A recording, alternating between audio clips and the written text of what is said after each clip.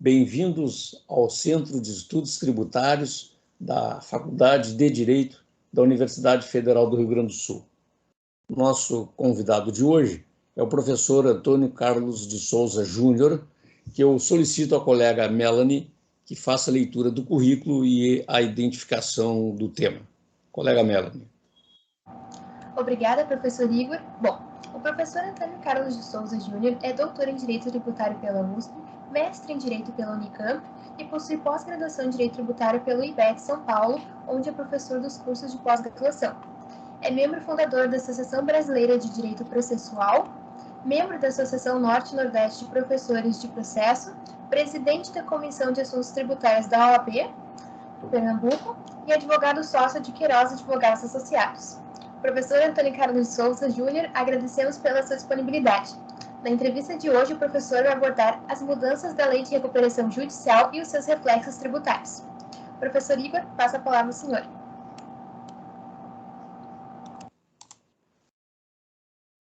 Muito bem. Então, professor Antônio Carlos, seja bem-vindo.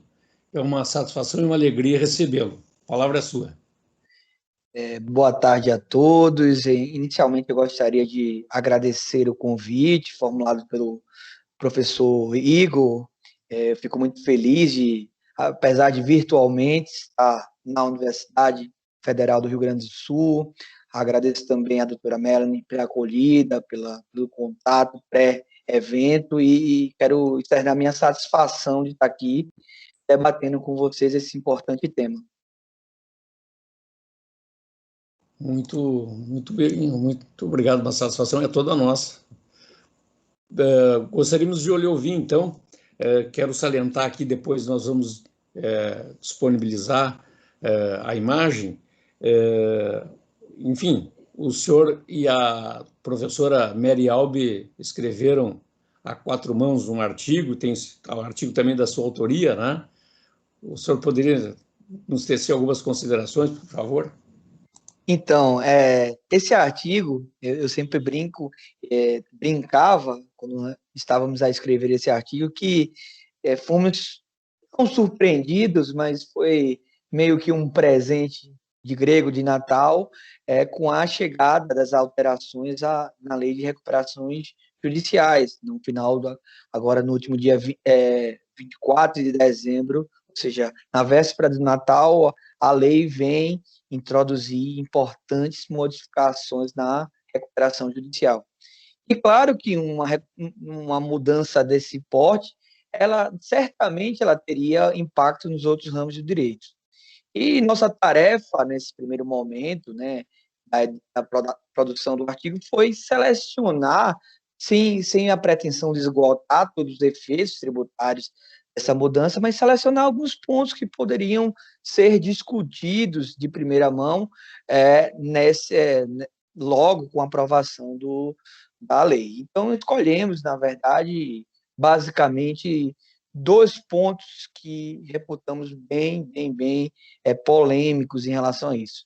O primeiro ponto, que é de maior interesse dos contribuintes hoje, que é a escolha do modelo de resolução, ou digamos assim, as tratativas para a resolução, vamos chamar assim, dos passivos fiscais das empresas que estão em recuperação judicial, qual o modelo proposto pela alteração legislativa. E um segundo bloco de temas, a gente se dedicou, na verdade, a um tema que aparentemente pode estar fora do direito, porque o dispositivo foi vetado, mas acabou que reacendeu uma discussão antiga que existia sobre a questão dos efeitos, por exemplo, dos descontos concedidos na recuperação judicial, as despesas incorridas no curso da recuperação judicial. Então, esses temas reputamos também interessante, que apesar do veto do dispositivo, vai ser objeto de um grande debate na seara tributária. Então, dividimos esses dois temas nos dois pequenos textos publicados no Conju e pretendemos, na verdade, com esse texto, fomentar o debate, sem, na verdade, um juízo de certeza, mas um juízo de tentar levantar alguns pontos que têm se mostrado convidativos ao debate. Eu ressalto, inclusive, em primeira mão, que algumas questões levantadas acabaram sendo abordadas pela recente portaria editada pela Procuradoria da Fazenda Nacional, na tentativa de regulamentar os parcelamentos na RJ e a transação na RJ. Então, eu fico à disposição para debater e trocar conhecimento sobre esse tema. Que isso, bondade sua, professor. Mas gostaríamos de lhe ouvir quais são as suas impressões em termos de virtudes e defeitos do ato legislativo em questão. Perfeito, professor Igor. Um ponto que eu destacaria de início com relação a esse modelo, né, de produção, de resolução dos passivos fiscais, me parece que, no primeiro momento, uma celeuma que existia na concepção da Lei de Recuperação Judicial em 2015, ela permanece. Qual seria essa concepção? A lei de 2015, pela necessidade absoluta de separação entre débito fiscal e os demais débitos, que são objetos do juízo de recuperação, ela partia do pressuposto de que, para obter a recuperação judicial, o contribuinte, aqui a empresa a recuperanda, ela iria necessariamente ou previamente equalizar seus débitos fiscais. Tanto é que, em certo momento, se exigia a certidão positiva ou certidão negativa para o processamento da execução fiscal ou a continuidade dela. E isso não se mostrou viável ao longo do tempo. Tanto é que a jurisprudência dos tribunais superiores, em especial o Superior Tribunal de Justiça, vem, ao longo do tempo, relativizando essa exigência de certidão negativa em nome do princípio da continuidade da empresa, preservação de empregos, entre outros. E aí, ao longo desse tempo, os programas de parcelamento existentes não eram suficientes para a resolução desses passivos. Com essa alteração, me parece que esse modelo permanece, ou seja, se exige que o contribuinte regularize ou equalize, melhor falando, seus débitos fiscais para o bom andamento da recuperação.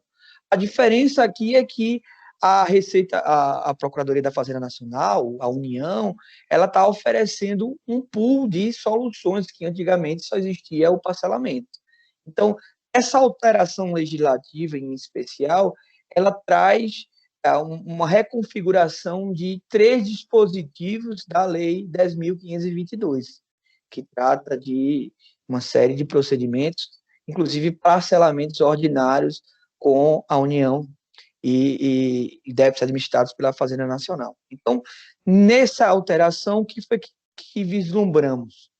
A existência de um parcelamento da RJ.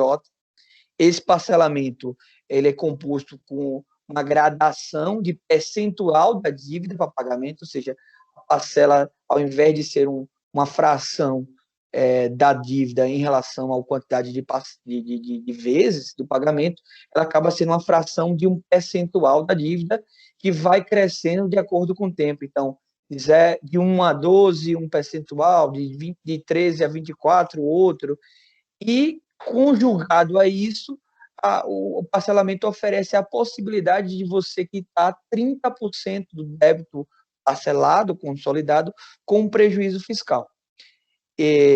Aliado a esse modelo de parcelamento, você tem a transação tributária especialmente tratada nessa lei. Ou seja, a lei de transação tributária ela já havia sido editada anteriormente. A transação ela já albergava créditos em recuperação judicial, mas a lei veio trazer um tratamento especial na transação tributária dos débitos em recuperação judicial. Então, oferecendo um desconto maior, enquanto que a regra geral é de 50%, o limite de desconto é até 50% do valor do débito, na transação da recuperação judicial, esse limite é estendido até 70%. E com relação ao número de parcelas, ou tempo para pagamento, melhor falando, esse tempo foi estendido para até 120 meses, em casos específicos em que a pessoa jurídica tem algum projeto social, de responsabilidade social, esse prazo é adicionado em mais 12 meses, ou seja, 132 meses. Então, ela traz um tratamento favorecido para a recuperação judicial e acaba também, por outro lado, e aí esse é um aspecto negativo, doutor Igor, ele traz algumas exigências para o contribuinte em recuperação judicial, em caso de adesão a um parcelamento ou uma negociação de uma transação. Aí, esse primeiro ponto de desvantagem, eu gostaria de destacar basicamente uma questão específica. No artigo 10b e no artigo 10A da Lei 10.522, com a alteração da nova lei, ficou expressamente disposto que o contribuinte que aderir a um programa de parcelamento, ele tem que se comprometer a qualquer alienação de ativo na execução, na recuperação judicial, ele teria que, o produto dessa alienação, 30% dele ser destinado para amortizar pagamento de débito fiscal. Esse primeiro ponto já incide uma preocupação, ou seja, a lei ela vai intervir ou interferir no plano de recuperação judicial, já que 30% tem que ser destinado ao pagamento, ou seja, o plano de recuperação tem que levar em consideração isso, ou o juiz da recuperação ele pode desconsiderar essa regra. Esse é o primeiro ponto. O segundo ponto, que também foi objeto de polêmica, foi a possibilidade da Fazenda Nacional requerer a falência da empresa recuperanda em caso de descumprimento da equalização, da resolução do débito fiscal. E aí, esse ponto, eu já abro um parêntese para manifestar uma discordância que eu tenho quanto à regulamentação. Na lei, essa possibilidade ela ficou circunscrita ao parcelamento, não à transação. Contudo, na portaria regulamentadora da transação editada na segunda-feira, dia 1 de março, esse texto ficou nas regras gerais da regulamentação que tratou tanto da transação como do parcelamento. Isso pode levar a uma interpretação que o pedido de falência pode ser efetuado tanto na transação quanto no parcelamento. Eu, particularmente, entendo que não. Somente no parcelamento que é possível fazer esse pedido. Esse é um primeiro ponto que eu gostaria de chamar a atenção, que acabou a portaria extrapolando esse limite da lei, né? Ela acabou, nesse ponto, sendo ilegal. Se interpretar que isso pode ser efetuado também na transação, penso que essa portaria ela é ilegal. Um outro ponto que eu gostaria de chamar a atenção é que, da forma como foi distribuída a modalidade parcelamento e transação, praticamente não é vantajoso hoje para uma empresa em recuperação judicial parcelar seu débito. Por quê? No parcelamento, ela não vai ter nenhum desconto de multa e juros, e a única vantagem que ela poderia ter, se é que ser uma vantagem, é pagar o débito com prejuízo fiscal limitado a 30%. Enquanto que na transação tributária, que aí transação tributária não é um parcelamento, lembrando isso, esse acordo precisa ser construído com a Fazenda Nacional, mas esse acordo ele pode chegar até um desconto de 70% do valor do débito, desde que não mexa no principal. Ou seja, o contribuinte pode ter até, numa situação hipotética, 100% de redução de multa e juros para pagamento, para equalização das suas dívidas.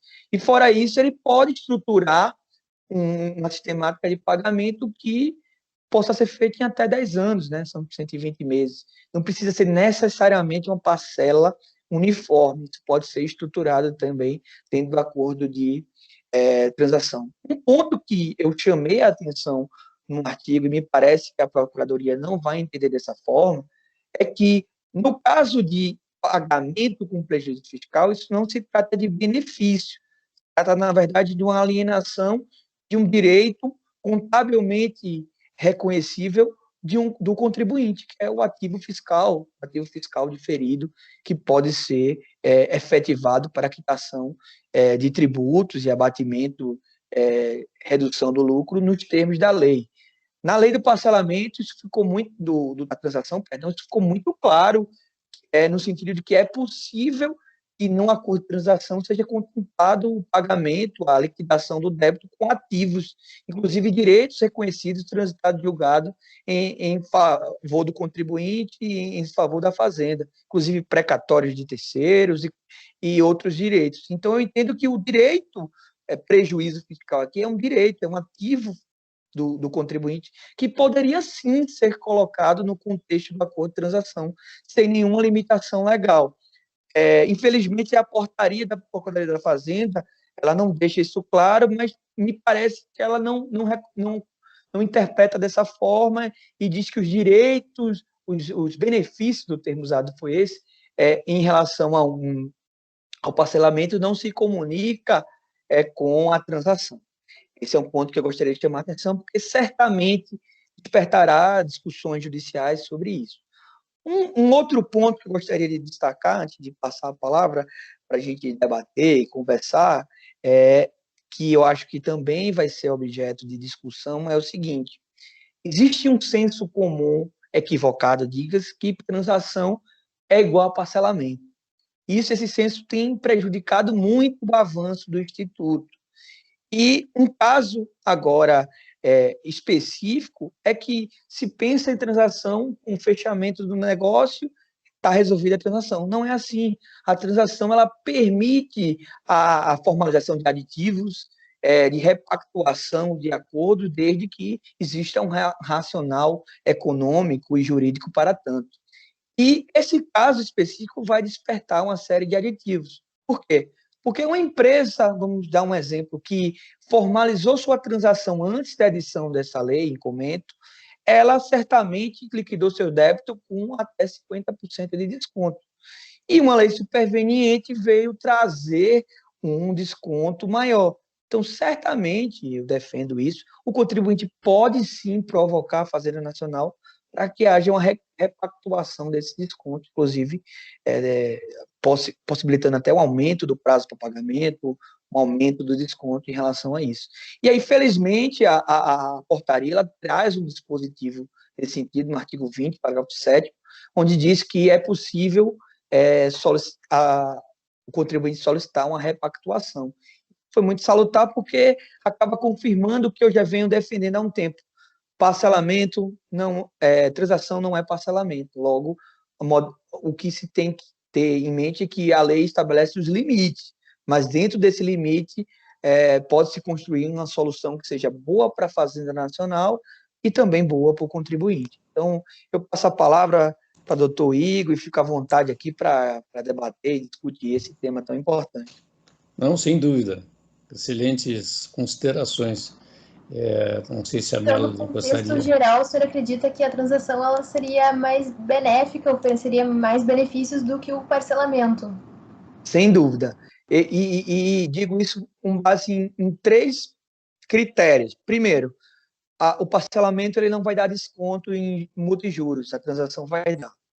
Segundo, no parcelamento ele não vai exigir que você destine 30% dos ativos alienados na recuperação para amortização do plano. No parcelamento isso é exigido. E terceiro, apesar da Procuradoria ter regulamentado de modo diferente, na transação eu não vejo possibilidade da Procuradoria pedir a falência da empresa em recuperação, já no parcelamento está expresso em lei. Então, eu apontaria de cara 3 desvantagens de você optar pelo parcelamento e não a transação.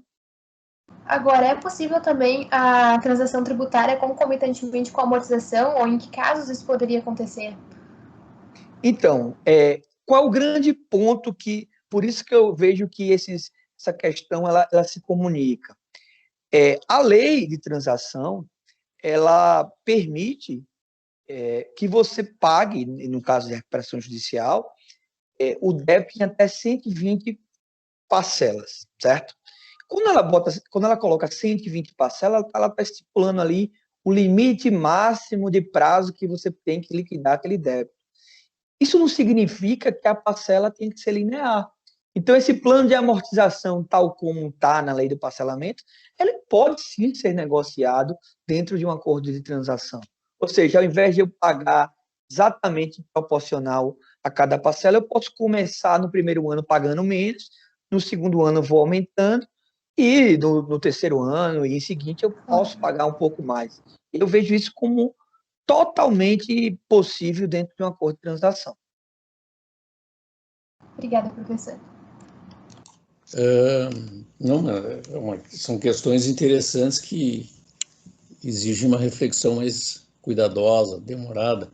Mas, professor, essa questão importante que o senhor levantou da eventual confusão no âmbito do senso comum, cabe a nós, especialistas, também auxiliar no esclarecimento e evitar essa confusão, até porque o Código Tributário trata o parcelamento no inciso sexto como hipótese de suspensão da exigibilidade do crédito tributário, né?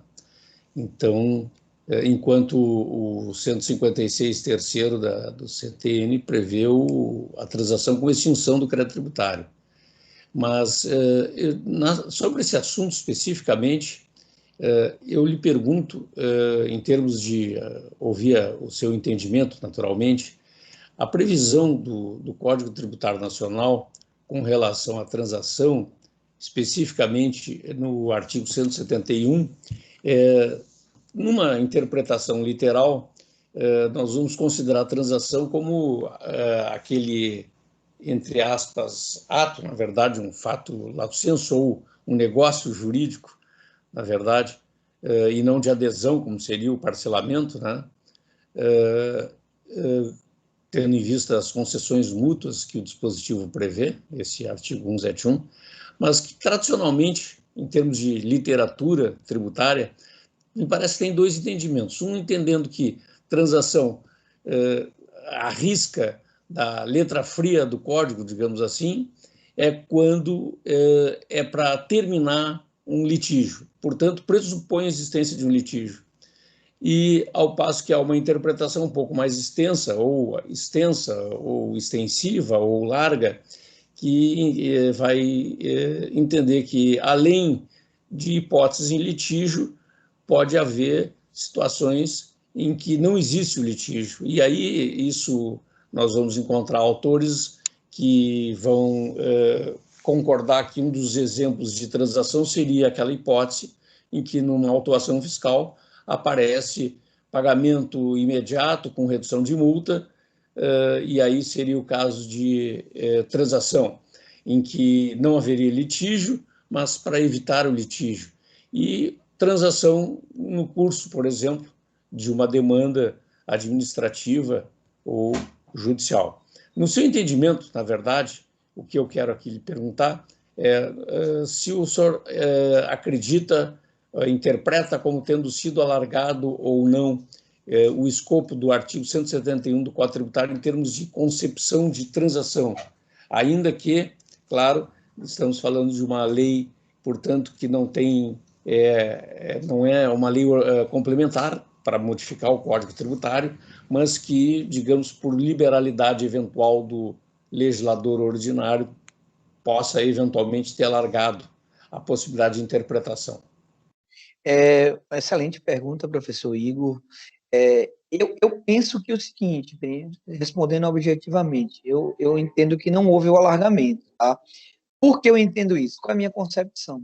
Que é justamente essa concepção que separa o que é transação e o que é parcelamento. Hoje, no Brasil, é claro que a regulamentação ela é relativamente recente da transação, e hoje o que tem sido mais exitoso em matéria de regulamentação é a transação da dívida ativa, né? Temos a previsão de transação do contencioso, que ainda está muito incipiente, carece ainda de uma regulamentação complementar, mas hoje o ponto, vamos dizer assim, de discussão é a transação da dívida ativa. E aí essa observação é importante. Ora, eu vou transacionar um débito de dívida ativa que nem tem execução fiscal, como é que é isso? Mas, assim, o ponto que talvez precise ser destacado é que é o seguinte: o fato de o crédito ter sido escrito em dívida ativa e poder ser objeto fiscal, de execução fiscal, não significa que essa execução fiscal não será resistida. Caberá ao contribuinte a discussão, seja por meio de um desembargo, execução, que é o instrumento próprio, ou por medidas incidentais, sobretudo quando a gente trata de um crédito que foi constituído unilateralmente pelo fisco, por exemplo, lançamento de ofício. Então, me parece que há, sim, um potencial conflito, se não já instalado o conflito, mas um potencial conflito em cima do débito.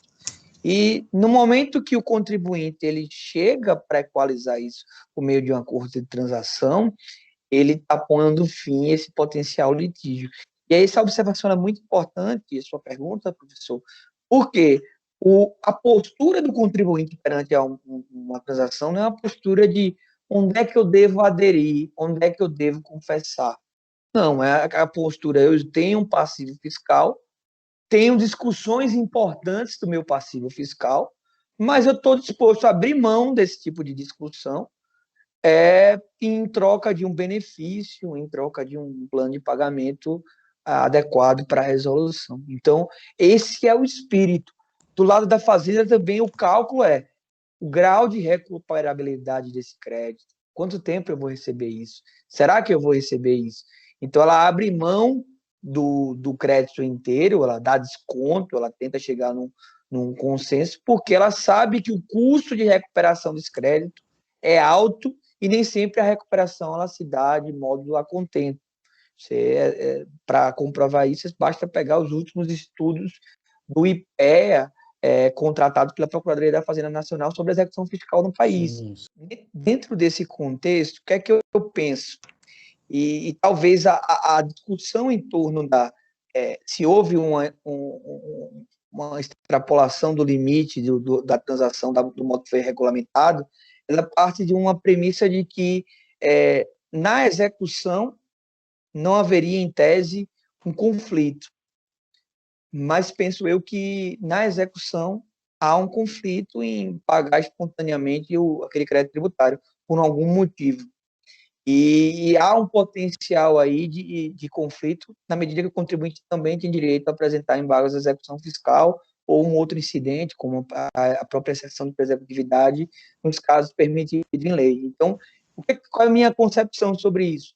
Quando a legislação regulamenta a transação da Procuradoria da Fazenda Nacional, a transação da dívida ativa da União, ela está dentro do escopo ali do Código Tributário Nacional, quando prevê concessões mútuas para resolver um problema, resolver um conflito. Me parece que quando o contribuinte ele vai negociar com a Fazenda Nacional, ele está disposto a não discutir o débito na execução fiscal em troca de um benefício, em troca de um desconto, em troca de uma modalidade de pagamento diferenciada. Ao passo que a Fazenda Nacional, quando senta com o contribuinte para discutir ali uma eventual transação, ela está levando em consideração o grau de recuperabilidade desse crédito, o tempo de inscrição desse crédito, a probabilidade de êxito na via administrativa desse crédito. Inclusive, a Procuradoria ela vem contratando estudos no IPEA, por exemplo, em relação à eficiência da execução fiscal, e os resultados mostram que o grau de recuperabilidade na execução fiscal é muito pequeno. Então, tudo isso é levado em consideração para que se chegue a um bom termo para as duas partes. Então, a postura do contribuinte precisa, frente à transação, precisa ser um pouco diferente do parcelamento, em que eu vou confessar, o contribuinte vai confessar o débito e vai pagar em parcelamento. Não, transação é uma composição. E me parece que na transação na dívida ativa da União isso acontece. Talvez isso seja mais discutido porque, infelizmente ou felizmente, é hoje uma modalidade de transação que está funcionando, está andando. Na transação do contencioso administrativo ainda carece de uma regulação específica, uma regulamentação mais específica, regulamentado genericamente, mas ainda não temos selecionado os grandes temas para por fim ao contencioso administrativo. Então, hoje, nesse primeiro ano e alguns meses de vigência da lei, considerando desde a MP, claro, o que está sendo feito, os maiores acordos estão sendo feitos no bojo da transação da dívida ativa. Então, eu penso que não houve um excesso. A regulamentação está dentro do escopo do Código Tributário Nacional, sim. Tá ótimo. E, professor, uma outra questão, voltando, um ponto que me chama a atenção, alternativa, digamos, ou a previsão do artigo 10A, com relação ou 120 prestações mensais, enfim, e a previsão dos 30%, né, que inclusive o senhor mencionou antes. 30% pode ser uma situação, representar um determinado valor numa empresa que tem uma margem de lucro boa, e ter uma outra representação para uma empresa que tem uma margem de lucro muito pequena. E aí, nesse caso, a proporção se apresenta como falsa. Prima facie, ela parece justa, igualitária, mas não leva em consideração a realidade das empresas, né?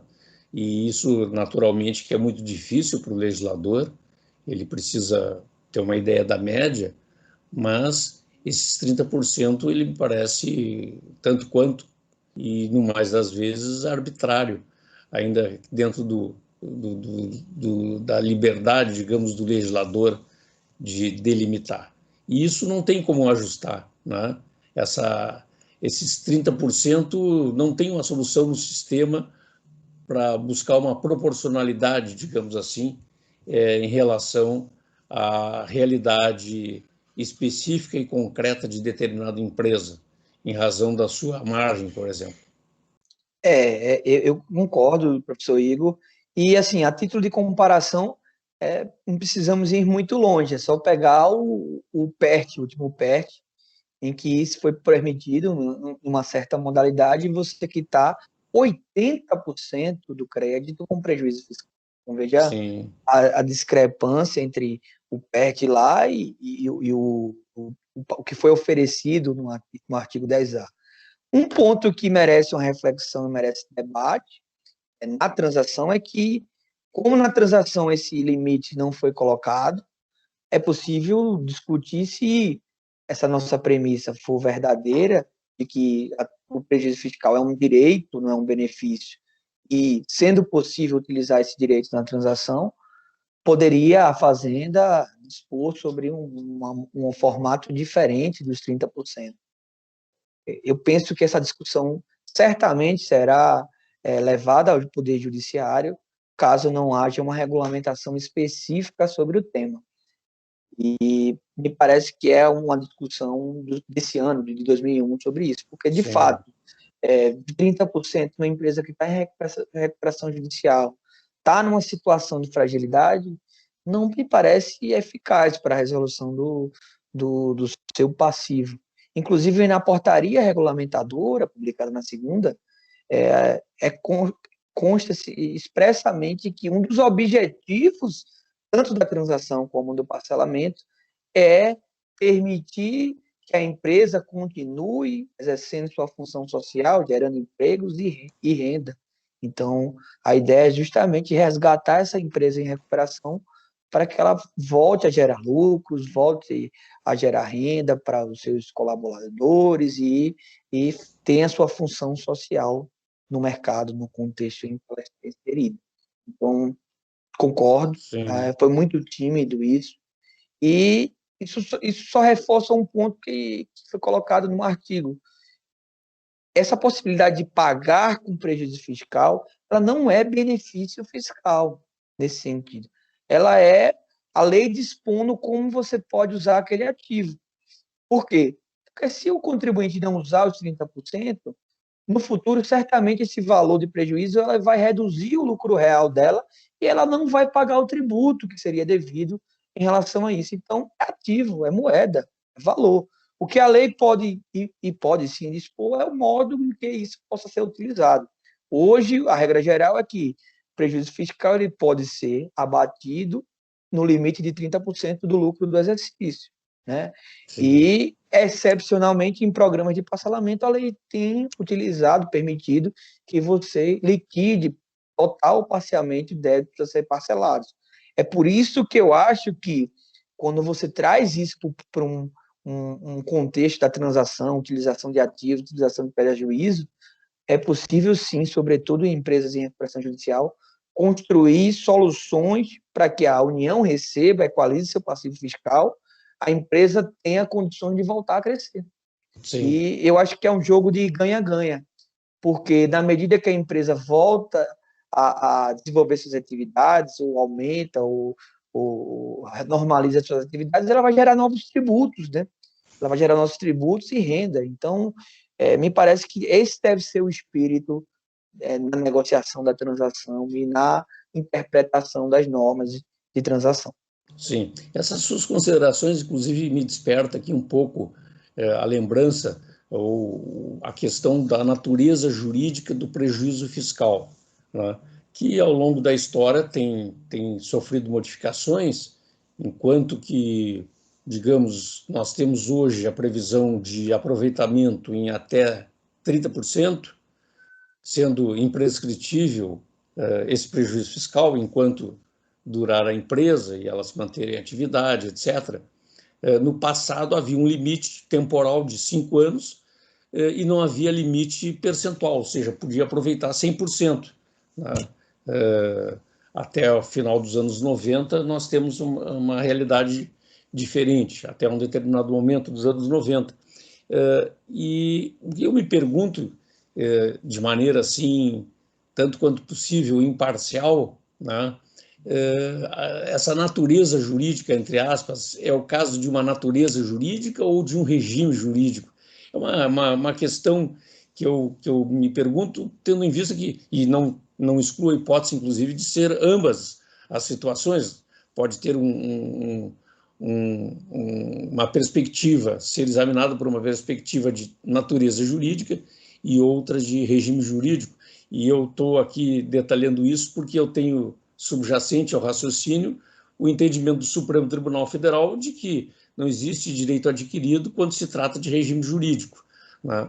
Então, se considerarmos que o prejuízo fiscal, em primeiro lugar, tem uma natureza jurídica própria e que essa natureza jurídica é de um direito, porém esse direito ele possui condicionantes, digamos assim, aí então é algo a ser compreendido um pouco melhor para tentar ver assim os efeitos dessa conceituação de prejuízo fiscal.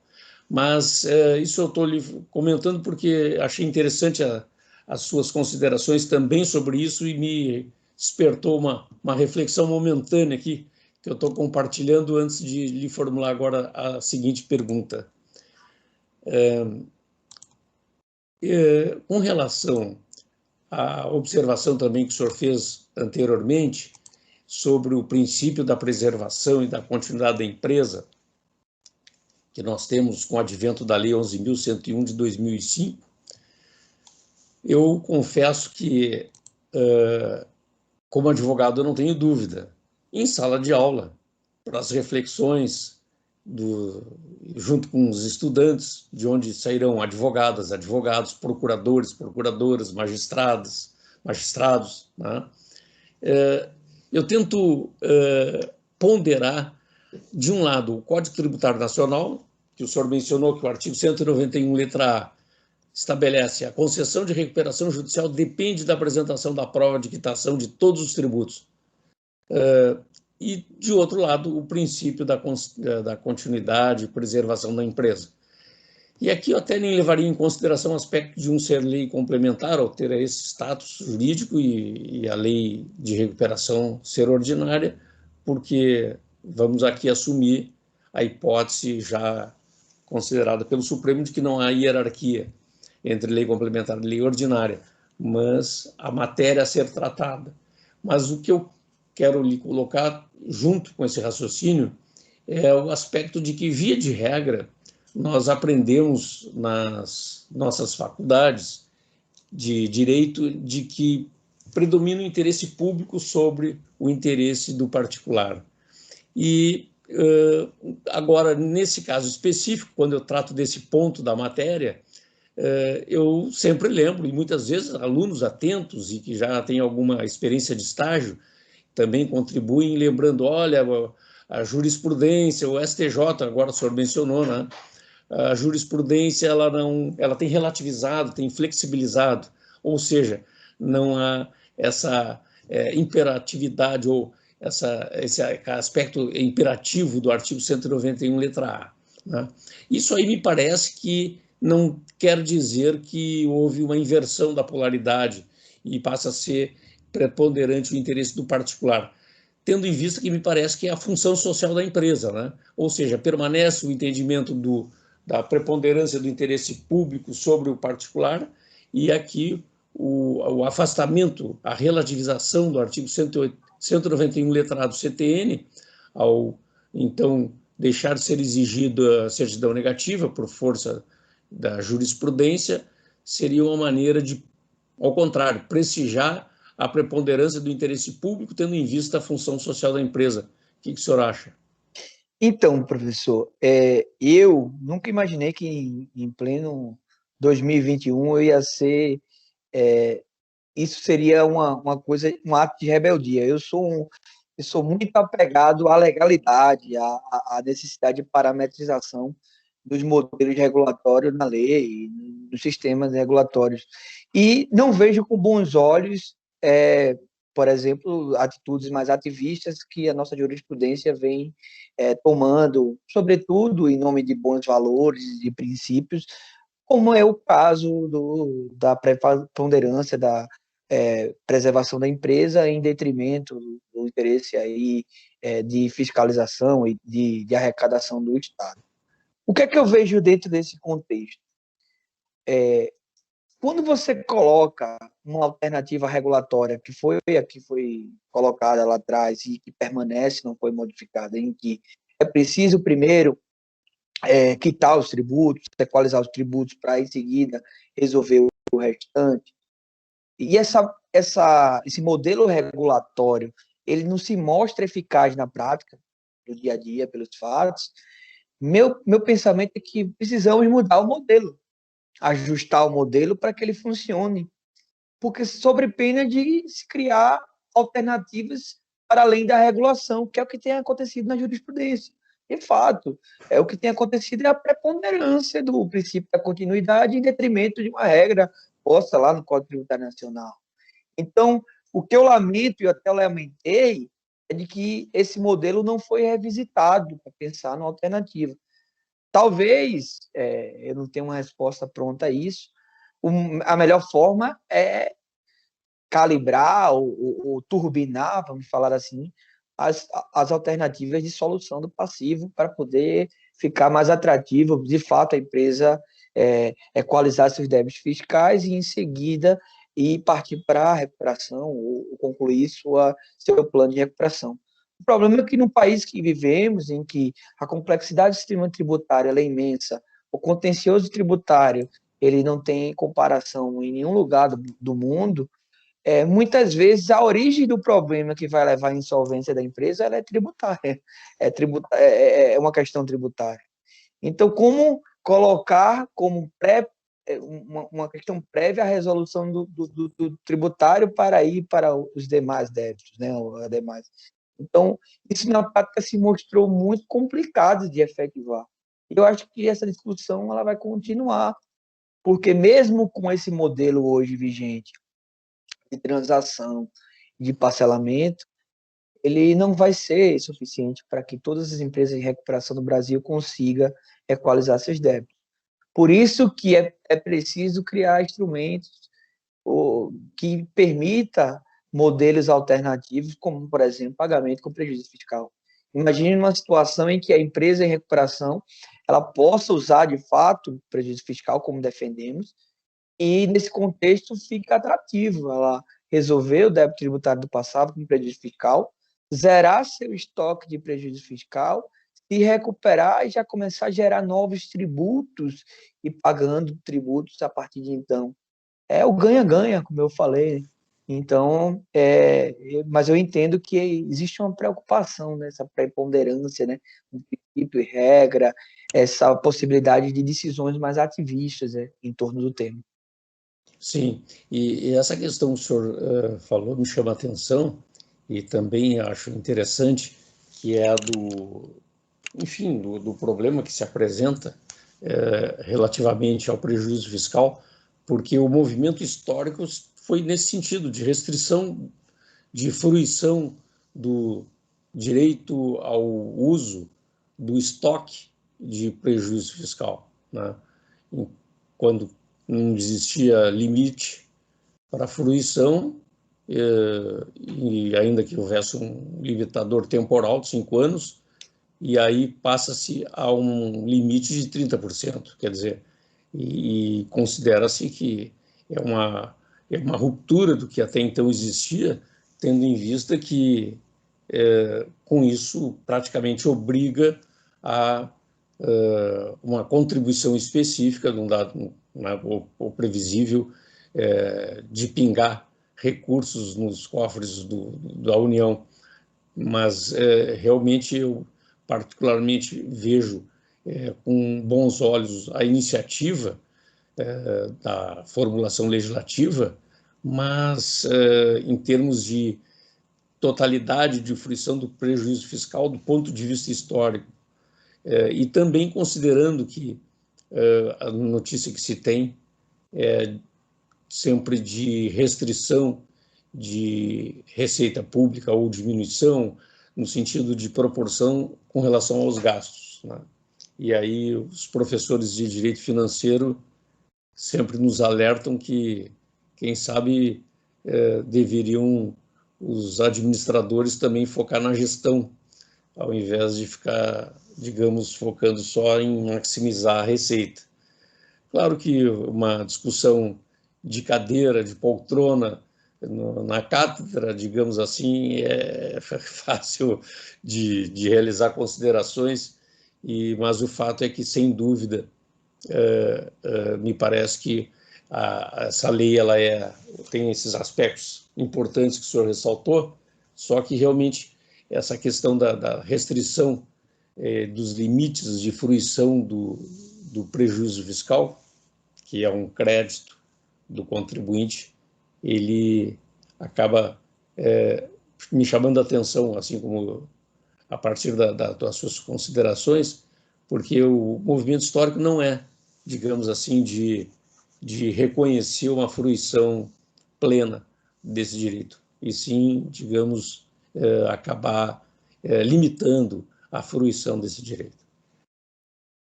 Mas é isso, professor. Então, passaria a palavra novamente ao senhor para suas considerações, por gentileza. O senhor gostaria de acrescentar? Mais uma vez eu gostaria de agradecer o excelente debate, a oportunidade de estar, ainda que virtualmente, com vocês, debatendo. Fico muito feliz com o convite, espero debater outros temas e conversar sobre essa importante discussão.